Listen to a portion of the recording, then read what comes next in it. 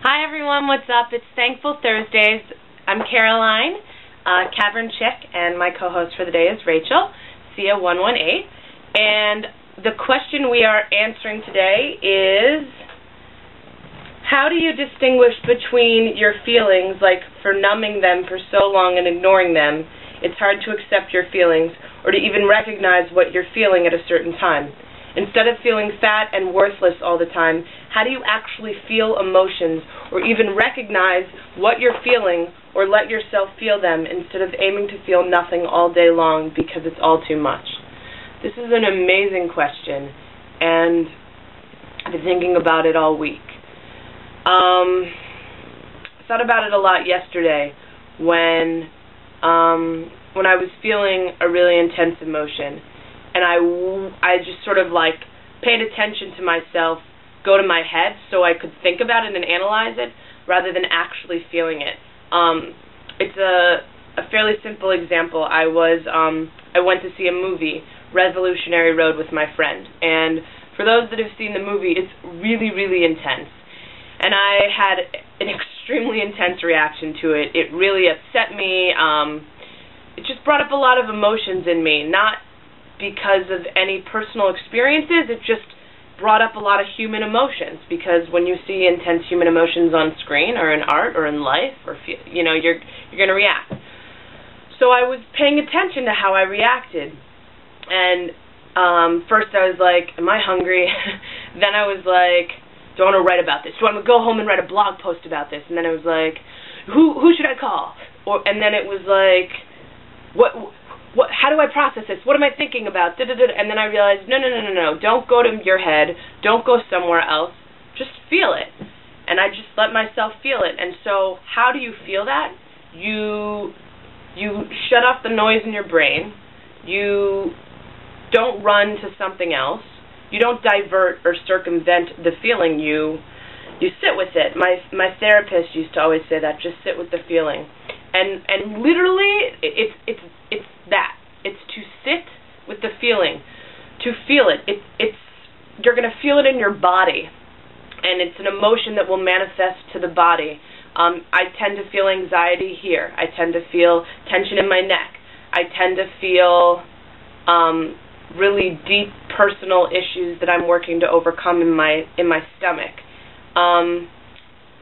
So it's literally sitting with a feeling and feeling it, not feeling it in an intangible way, literally feeling it in your body and breathing through it and knowing that it will pass. The same way excitement can feel like you're shaking all over and you can't even sit inside your skin, you're jumping out of your skin.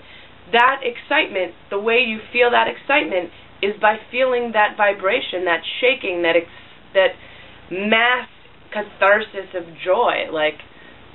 So I don't know, I've been realizing a lot lately.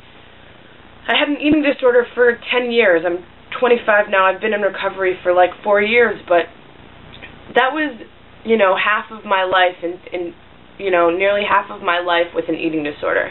Nearly half of my life circling around the emotions.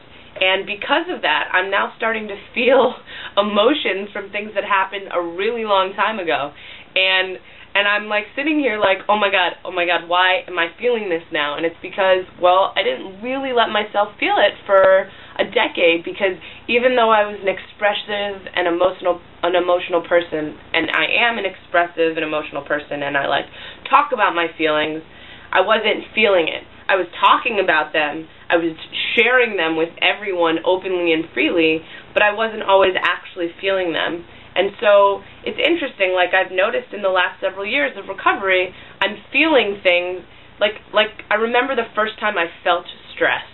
I was recently out of college, and I was working, and I just remember being really stressed out and having this moment of oh my God, this is what stress feels like? This is what I've been avoiding my whole life? This isn't so bad. 10 years of an eating disorder to avoid feeling this? This is nothing. I am so much bigger than this feeling of stress. And it was this extreme, epiphany of oh my God, I just did all that to my body for 10 years, because I didn't want to feel this is really not so bad.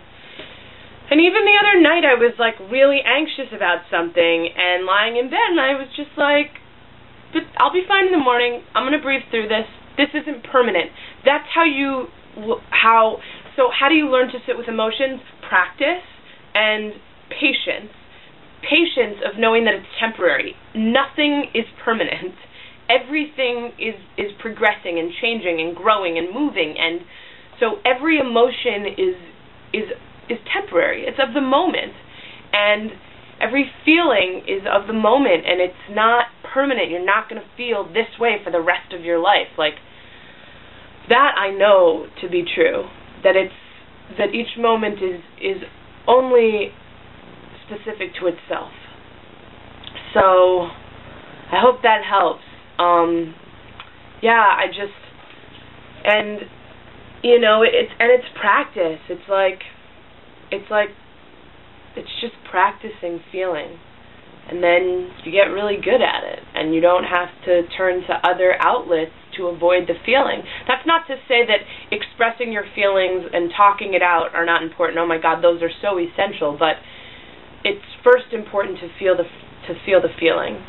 And to recognize that you're having a feeling, and sometimes it's okay if you don't want to have a feeling in a moment. Like sometimes I say I'm aware that I'm having a feeling, and I'm like, I don't want to deal with this right now. But I'm aware, and I know that I am making the choice to push it off to the side until I'm ready to look at it again.